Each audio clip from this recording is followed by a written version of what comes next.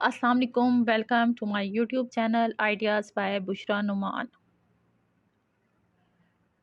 I am Bushra Shabir and my qualification is Master in English Literature, B.Ed in BS program and PTC.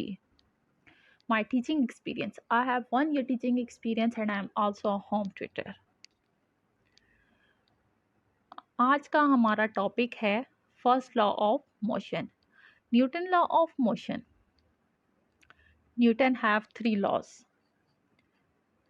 law of inertia, F equal ma, and action and reaction. Law of inertia, law of inertia को law of motion भी बोलते हैं। ये Newton का first law है।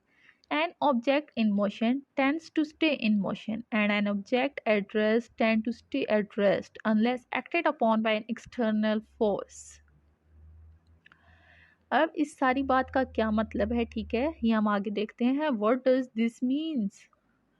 Basically, an object will keep doing what it was doing unless acted on by an unbalanced force. If the object was sitting still, it will remain stationary. If it was moving at a constant velocity, it will keep moving. It takes force to change the motion of an object. इसका मतलब ये है कि एक object जो है वो rest position पे पड़ा हुआ है तो वो रिमेन एट रेस्ट पे ही रहेगा, मतलब कि वो रेस्ट पे ही पड़ा रहेगा। Body at rest remains at rest. एक बॉडी है, अगर वो एक ऑब्जेक्ट है, वो अगर टेबल पे पड़ा हुआ है तो वो टेबल पे ही पड़ा रहेगा, वहाँ से मूव नहीं करेगा, ठीक है।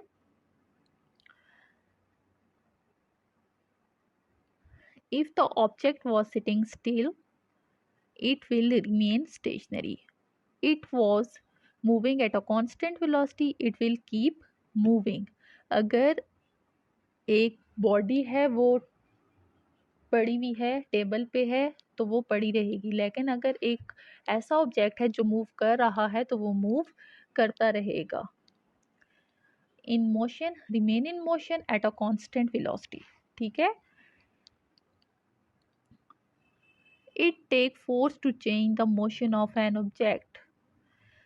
लेकिन अगर हम लोग किसी ऑब्जेक्ट को मूव कर रहे हैं, ठीक है, एक्सटर्नल फोर्स दे रहे हैं, तो तब वो वहाँ से मूव करेगा, नहीं तो वो रेस्ट की पोजीशन में पड़ा रहेगा। Unless acted on by an net external force. Some example from real life. A squirrel ball is sitting at rest. It takes an unbalanced force of a cake to change its motion. यहाँ पे अब ये बात की जा रही है कि एक बॉल अगर रेस्ट पोजीशन में है, ठीक है, वहाँ से मूव नहीं कर रही, तो वो बॉल वहाँ पे ही पड़ी रहेगी। लेकिन अगर उस बॉल को एक्सटर्नल फोर्स दी जा रही है, मतलब कि उस बॉल को अगर किक किया जा रहा है, तो वो बॉल वहाँ से तब मूव होगी, ठीक है। अगर उस बॉल को मूव नहीं करेंगे तो वो बॉल जो है वो रेस्ट पोजीशन में ही पड़ी रहेगी। नेक्स्ट एग्जाम्पल है हमारे पास। Two teams are playing tug of war, they are both exerting equal force.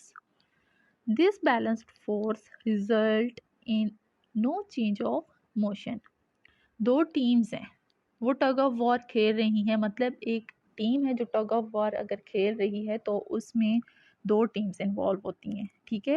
Opposite में, अपोजिट डायरेक्शन में रस्सी को खींचा जाता है, ठीक है, और उस पे जो फोर्स होती है वो अपोजिट फोर्स, अपोजिट डायरेक्शन में जब खींचते हैं तो उसमें जो फोर्स होगी वो इक्वल हो जाएगी उनकी, ठीक है।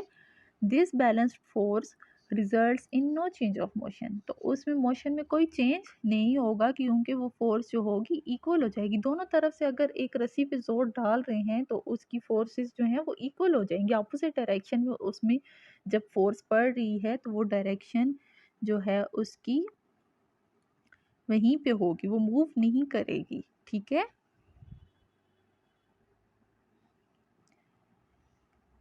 If object in motion tends to stay in motion, why don't moving object keep moving forever?